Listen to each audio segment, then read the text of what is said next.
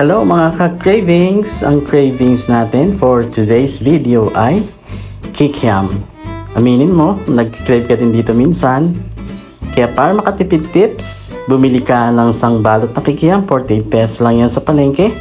At ingredients para sa masarap na manong sauce. Tara, umpisa na natin.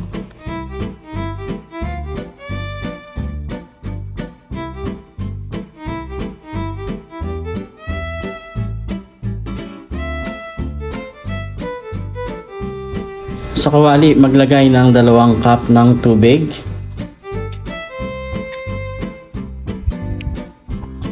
Dalawang cup ng brown sugar, hindi ko pinuno kasi masyadong matamis. Depende na lang sa inyong panlasa kung gusto nyo lang masyadong matamis or mas matamis. Maglagay din ng 1 tablespoon cornstarch at 1 tablespoon flour. At isunod naman natin ang ilagay ay ang 3 tablespoon of soy sauce.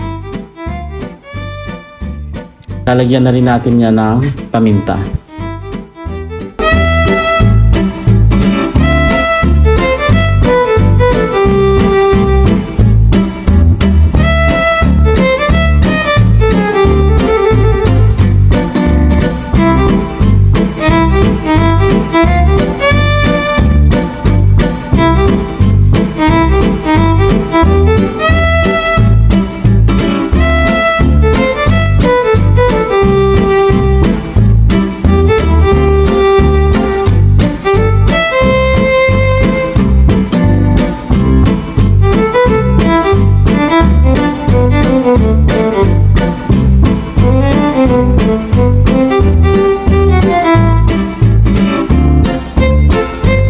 Tunawing mabuti bago buksan ang apoy.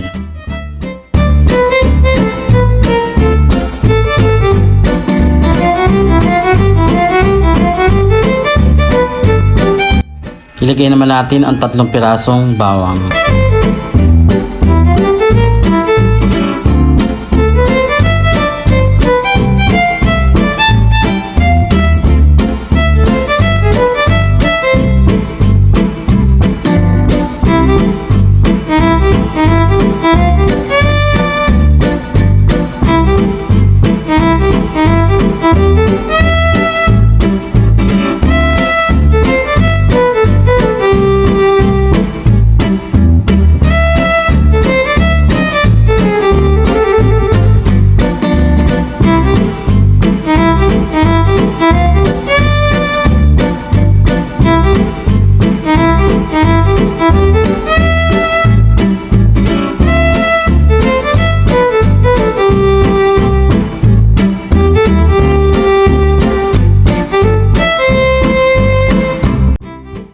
I-mekos-mekos mo lang yan, B, para hindi dumikit at masunog ang ating sauce. At syempre, hinaan mo lang ang apoy.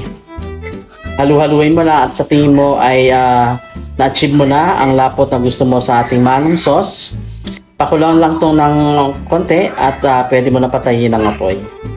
Pag lumamig kasi yan ay mas lalong lalapot pa yan. Kaya tara, luto na ang ating manong sauce.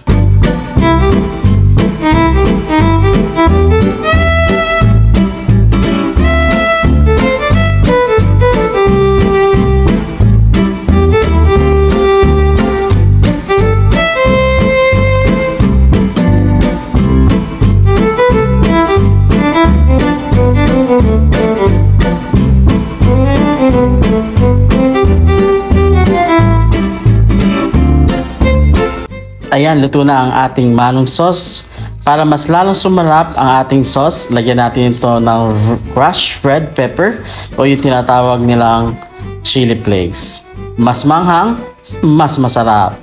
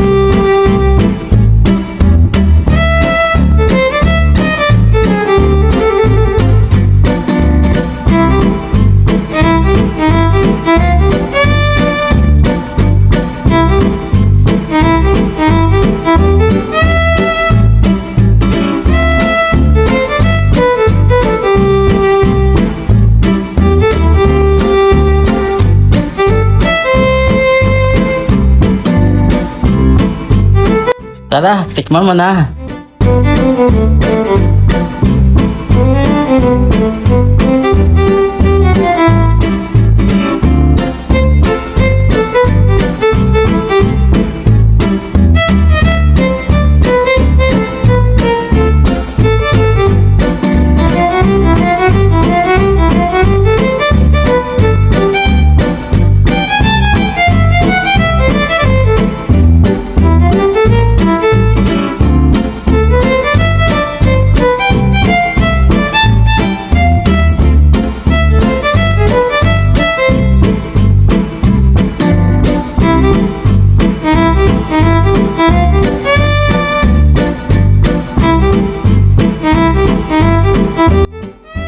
Thank you for watching. Tschüss.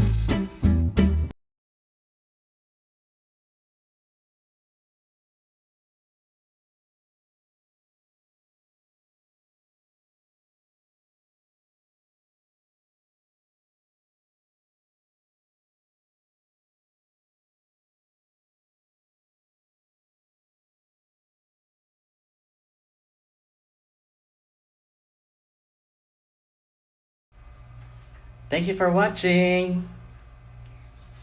Tschüss.